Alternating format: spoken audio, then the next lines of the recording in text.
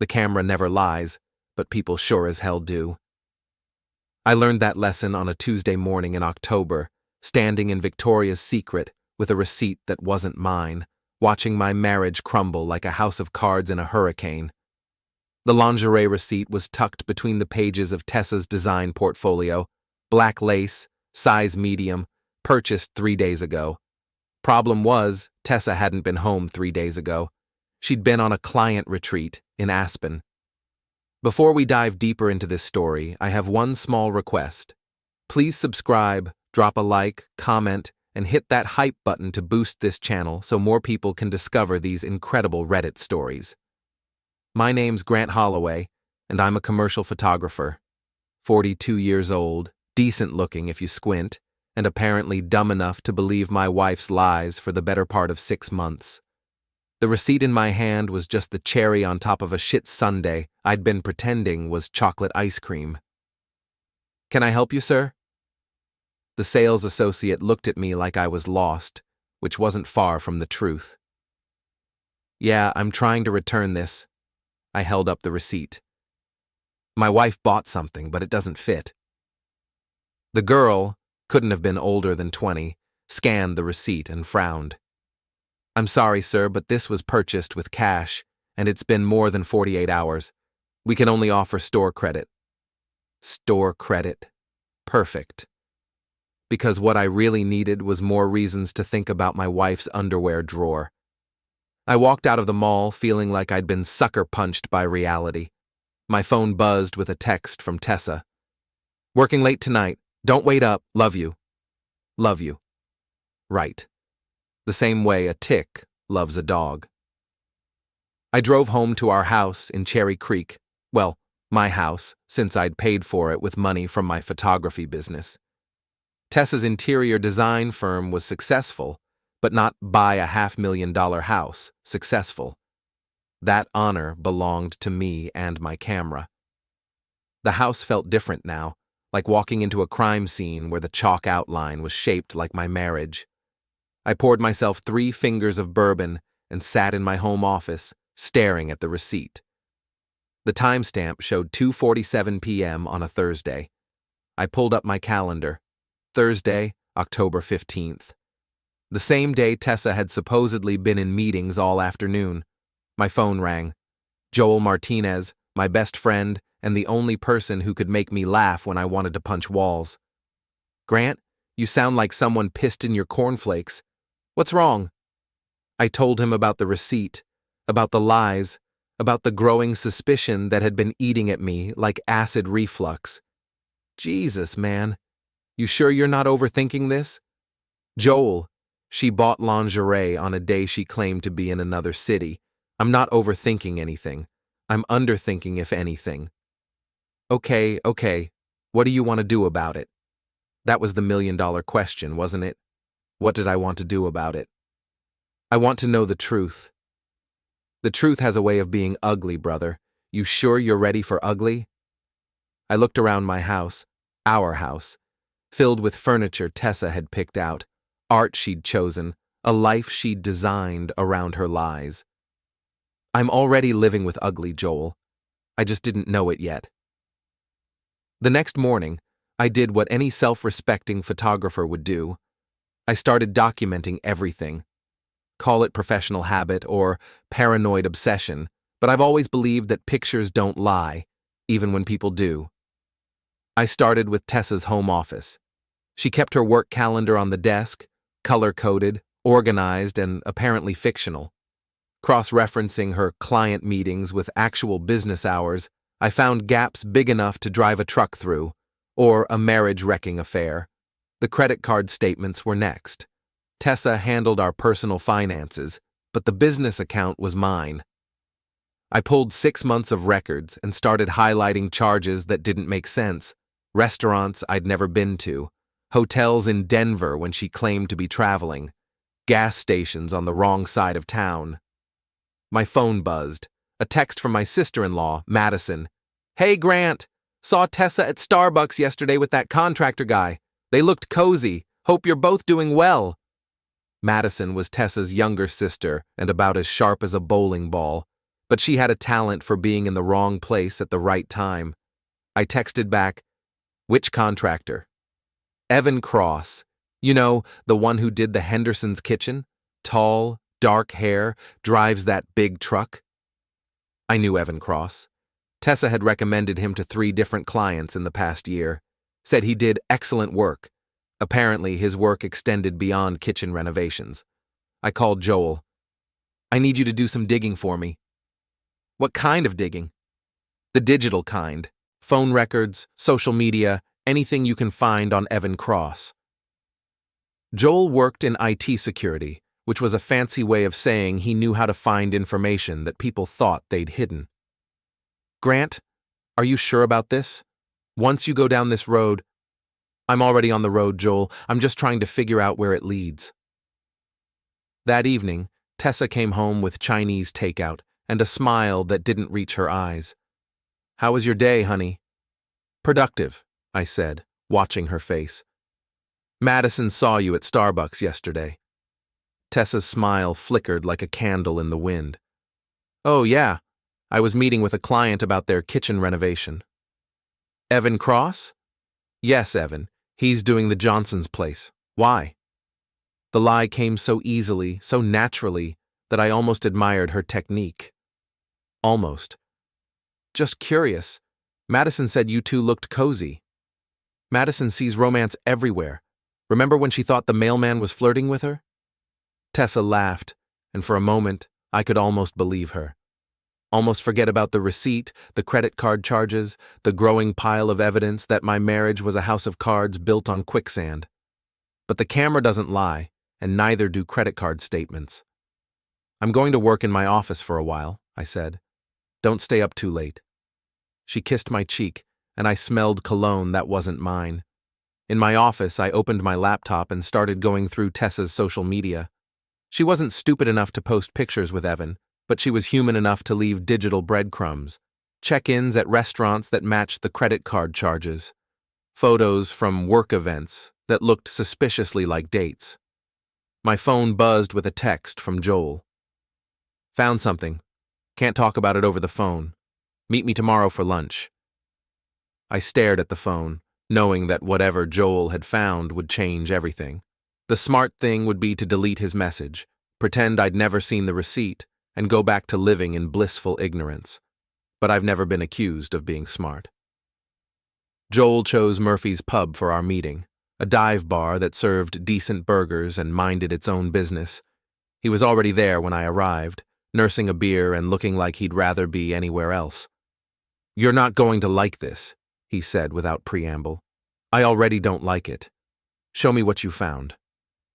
He slid a manila folder across the table.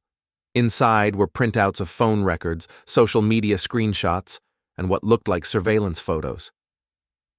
"Your wife and Evan Cross have been in contact for 8 months. Daily texts, phone calls that last for hours, and—" He paused, looking uncomfortable. "They've been meeting at the Marriott downtown twice a week for the past 3 months." I flipped through the evidence, each page feeling like a punch to the gut. Text messages that were definitely not about kitchen renovations, photos of them entering and leaving the hotel together, credit card receipts for room service orders that matched the times they were there. "How did you get all this?" "Let's just say Evan's not as careful with his digital footprint as he thinks he is. And your wife—" Joel shook his head. "She's been sloppy, Grant. Really sloppy." I studied a photo of Tessa and Evan walking into the hotel, her hand on his arm, both of them laughing. They looked happy, happier than Tessa and I had looked in months. "There's more," Joel said quietly. "More?" "They've been planning something. I found emails between them talking about after Grant finds out and when we can be together. Tessa's been moving money around Grant, small amounts but consistent. She's building a nest egg." The burger I'd ordered sat untouched as the full scope of my wife's betrayal sank in. This wasn't just an affair. This was a plan, an exit strategy that involved taking as much of my money as possible while making me look like the fool. "What are you going to do?" Joel asked. I closed the folder and looked at my best friend. I'm going to give them exactly what they want, which is a chance to be together. After I'm done with them, they'll have plenty of time to enjoy each other's company, because they won't have anyone else. Joel raised an eyebrow. That sounds ominous. Not ominous, just thorough. I spent the rest of the afternoon in my office, not taking photos but planning something much more important. The systematic destruction of two people who thought they were smarter than me. The first step was documentation. I photographed every piece of evidence Joel had given me, uploaded it to a secure cloud storage account, and made multiple copies. If Tessa wanted to play games with money and trust, she was about to learn that I'd been in the game longer than she had. The second step was reconnaissance. I needed to know their schedule, their habits, their weaknesses. Fortunately, I was married to one of them and had been photographing people for 20 years. I knew how to watch without being seen. The third step would be the most satisfying, letting them destroy themselves while I documented every moment. My phone rang. Tessa. Hi, honey. I'm going to be late again tonight. Client emergency. Which client? A pause. The Hendersons. Their contractor screwed up the measurements and we need to figure out how to fix it. Another lie, delivered with the casual ease of someone who'd been practicing for months. That's too bad. I hope Evan can sort it out. Another pause, longer this time. How did you know it was Evan? Lucky guess. He seems to be involved in a lot of your projects lately. He's a good contractor. I'm sure he is. Don't work too late. Love you. Love you too. I hung up and stared at the phone. The lies were getting easier to spot once you knew what to look for. Like developing photographs in a dark room, the truth emerged slowly but inevitably when exposed to the right conditions. Tonight, I would start creating those conditions. I followed them that night. Not in a creepy, stalker way, but with the methodical precision of a photographer setting up a difficult shot. I knew where they were going, the Marriott downtown, and I knew approximately when they'd be there. What I needed was documentation. I parked across the street from the hotel with my camera and a telephoto lens. At 7:23 p.m., Evan's truck pulled into the parking garage. At 7:31 p.m., Tessa's BMW followed. They were being careful not to arrive together, but not careful enough. I waited. At 7:45 p.m., they walked into the hotel lobby together. Evan had his hand on the small of Tessa's back, and she was laughing at something he'd said. I captured it all through the floor-to-ceiling windows, the camera's motor drive whirring softly as I documented my marriage's funeral. They stayed for 3 hours. When they finally emerged, Tessa looked disheveled in a way that had nothing to do with client meetings. Evan looked smug. I got pictures of that too. I was home before Tessa, sitting in my office with the photos already uploaded and printed. When she walked in at 11:30 p.m., I was reading a photography magazine and drinking bourbon. How did the Henderson emergency go? I asked without looking up. Complicated. We had to completely redesign the kitchen layout. That must have been exhausting. It was. I'm going to shower and go to bed. I listened to the water running upstairs and wondered how many showers it would take to wash away 8 months of lies. Probably more than we had time for. The next morning, I called in sick to work and drove to Evan's construction site. He was renovating a house in Highlands Ranch, and according to his social media, he'd be there all day supervising his crew. I parked down the street and watched through binoculars as Evan played the role of the hard-working contractor. He was good at it, I had to admit. Professional, competent, the kind of guy you'd trust to renovate your kitchen and apparently sleep with your wife. At lunch, his crew left for food, but Evan stayed behind.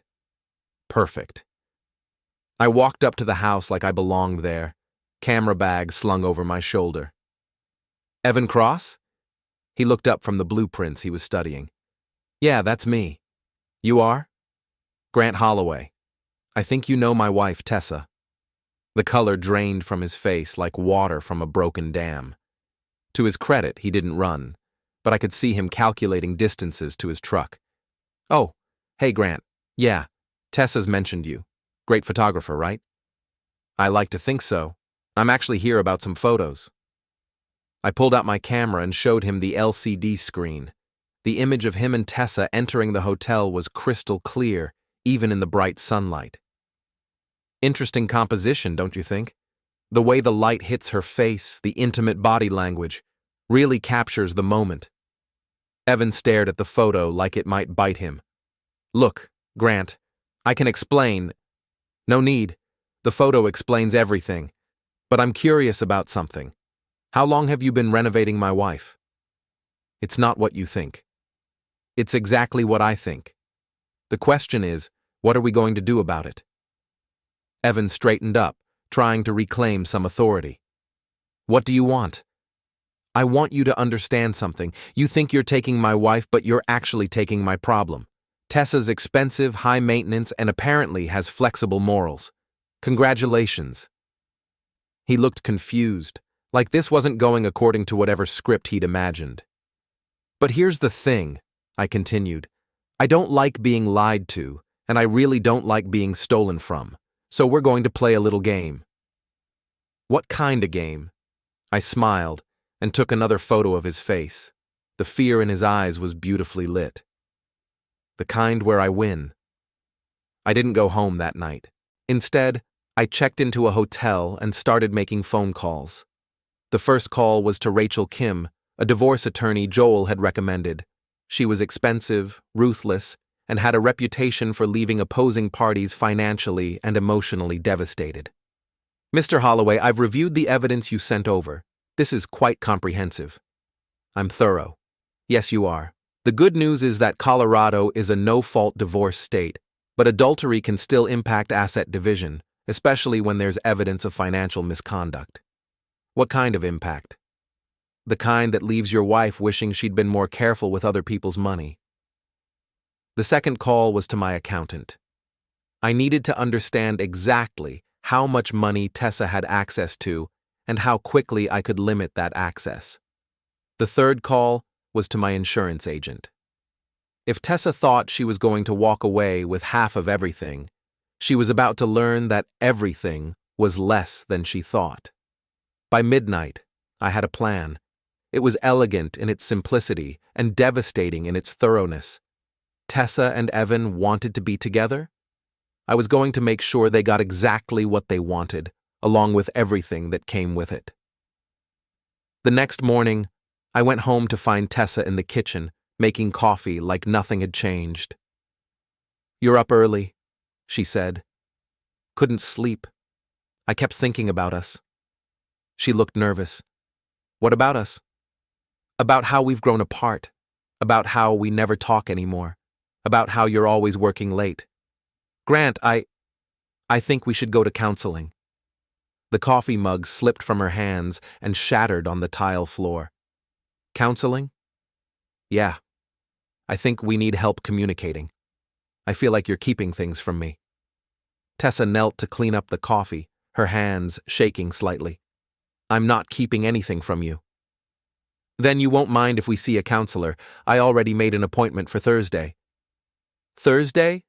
But I have a client meeting." "Cancel it.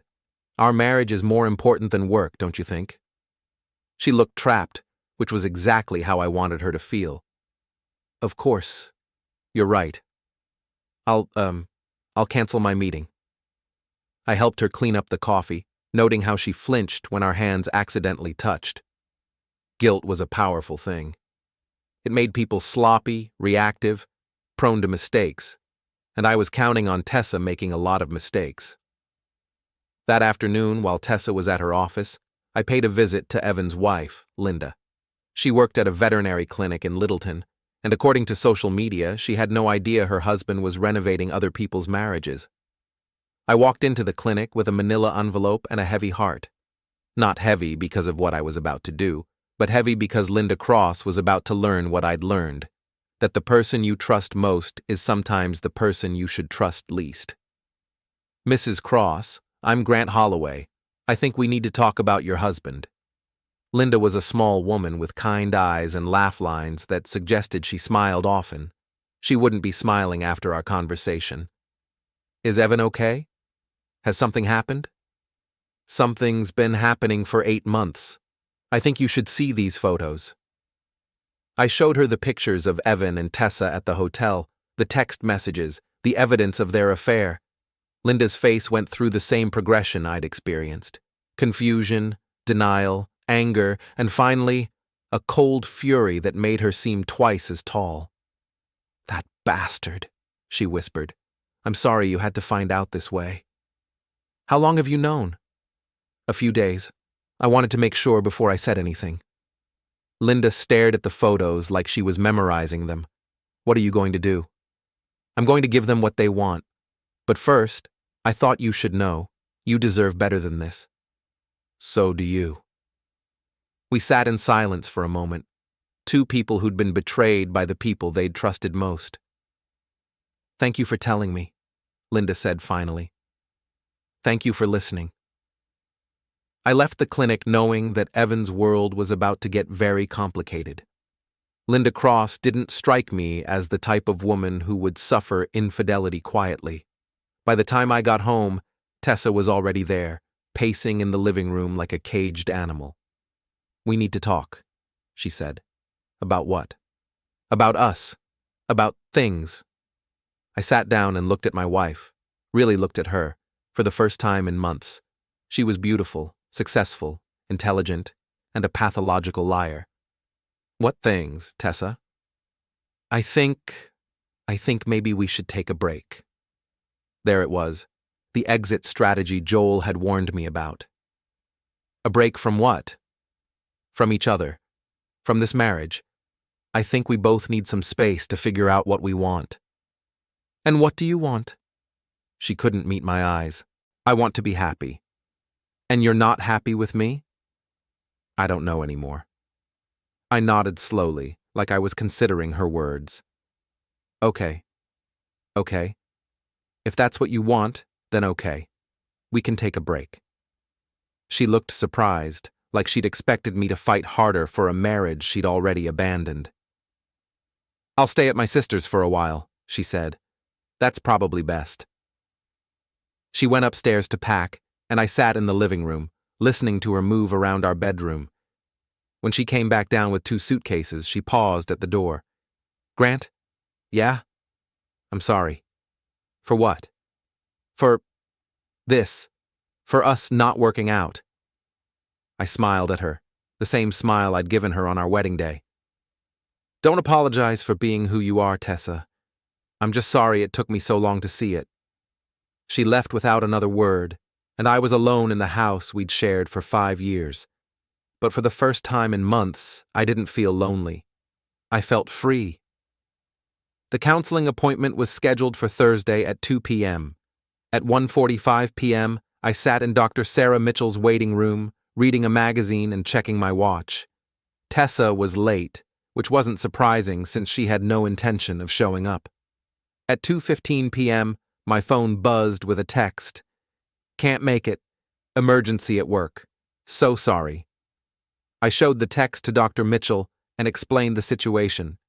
She was a middle-aged woman with intelligent eyes and the patient demeanor of someone who'd heard every possible variation of marital dysfunction. This isn't uncommon, she said. Sometimes one partner isn't ready to engage in the process. What if they're never ready? Then you have to decide if you're willing to do the work alone or if it's time to consider other options. I'd already considered other options. Now it was time to implement them. That evening, I called Joel. How's Operation Scorched Earth going? Phase 1 is complete. Tessa's moved out and Evan's wife knows about the affair. How did Linda take it? Better than I expected. She threw him out this morning. He's staying at a motel on Colfax. Classy. What's phase 2? Financial reconstruction. Tess has been siphoning money from our joint accounts for months. Time to return the favor. The next morning, I went to the bank and closed our joint accounts, transferring the funds to accounts in my name only. Since I could prove the money came from my business, it was perfectly legal. I also canceled the credit cards Tessa had been using to fund her affair. By noon, my phone was ringing. "Grant, what the hell did you do?" Tessa's voice was shrill with panic. "I consolidated our finances. Seemed like the responsible thing to do during our break." "You can't just steal our money." "It's not stealing when it's my money. Check the account statements, Tessa. Every deposit for the past 5 years came from my photography business." "But I need that money. I have expenses." "I'm sure Evan can help with expenses. After all, you've been helping him with his needs for 8 months. Silence. "You know," she said finally, "I know everything. The hotel rooms, the lies, the money you've been hiding. I know about your exit strategy and your plans for after I found out. The only thing I didn't know was how stupid you thought I was. Grant, please, we can work this out. We are working it out, just not the way you planned." I hung up and immediately called Rachel Kim. "File the papers," I said. "Are you sure?" I've never been more sure of anything in my life. The divorce papers were served at Tessa's office on Monday morning. According to my source, Madison, who loved drama more than oxygen, Tessa broke down crying in front of her business partner and 3 clients. But the real fireworks started when Evan showed up at my house that evening. I was in my office, editing photos from a recent shoot, when I heard his truck in the driveway. He pounded on the front door like he was trying to break it down. "Open up, Holloway! We need to talk!" I opened the door and found Evan Cross looking like he hadn't slept in days. His clothes were wrinkled, his hair was messy, and he smelled like cheap whiskey and desperation. "Hello, Evan. You look terrible. You snake. You destroyed my life." "I didn't destroy anything. I just exposed what was already there." He pushed past me into the house, and I let him. This was going to be interesting. "Linda took everything. The house, the business, the kids. She's filing for divorce and demanding full custody. That's unfortunate. And now Tessa won't even talk to me. She says it's over, that she can't handle the pressure. Imagine that. When the going gets tough, Tessa gets going. Who could have predicted that?" Evan turned on me, his face red with anger. "This is all your fault." "My fault? I'm not the one who spent 8 months screwing another man's wife. She came on to me. And you had no choice but to go along with it? Poor Evan, seduced by the evil interior designer. What a victim you are." He swung at me then, a clumsy, telegraphed punch that I easily avoided. He stumbled past me and crashed into the coffee table. "Feel better?" I asked. He struggled to his feet, breathing hard. "You think you're so smart, don't you?" "Smarter than you, apparently. Smart enough not to throw away my marriage for a woman who throws away marriages." "She loved me. She loved the idea of you, the excitement, the secrecy, the validation. But when it came time to choose between love and money, what did she choose?" Evan didn't answer because we both knew the answer. "Here's the thing you never understood," I continued. "Tessa didn't leave me for you. She left me for the fantasy of you. And fantasies don't pay mortgages or handle real-world problems. So when reality hit, she ran, just like she's running now." "You're wrong." "Am I? When's the last time she returned your calls?" His silence was answer enough. "She's probably already looking for her next mark. Someone with more money and fewer complications. That's what people like Tessa do." Evan sat down heavily on my couch, looking defeated. "What am I supposed to do now?" "Learn from it. Be a better man than you were. Try to rebuild your relationship with your wife and kids, and stay the hell away from my ex-wife." He looked up at me with something that might have been respect. "You're not what I expected." "What did you expect?" "I don't know. Someone angrier. Someone who'd want to fight." "Fighting you would be like fighting a symptom instead of the disease. You're not my real problem, Evan. You're just the idiot who got caught up in it." He left without another word, and I watched his truck disappear into the night. I felt sorry for him, in a way. He'd lost everything for a woman who'd never really been his to begin with. But I didn't feel sorry enough to help him. 3 months later, the divorce was finalized. Tessa got nothing. Well, that's not entirely true. She got her clothes, her car, which she was still paying for, and a harsh lesson about the difference between community property and separate property. Since I could prove that every major asset had been purchased with money from my photography business, the judge awarded me the house, the savings, and the retirement accounts. Tessa's lawyer had tried to argue for spousal support, but it's hard to claim financial need when you've been caught stealing money to fund an extramarital affair. The photos I'd taken of her and Evan didn't help her case either. I kept the house, but sold most of the furniture. Too many memories, and besides, Tessa had picked it all out. I wanted a fresh start with my own choices. The photography business was thriving.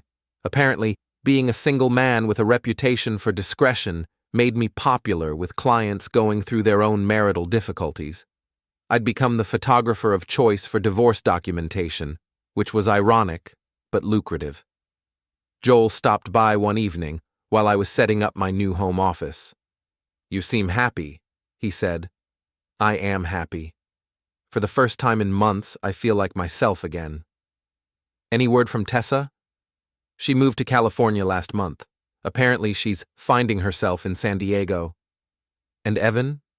"Still trying to reconcile with Linda, last I heard. She's not making it easy for him." "Good for her."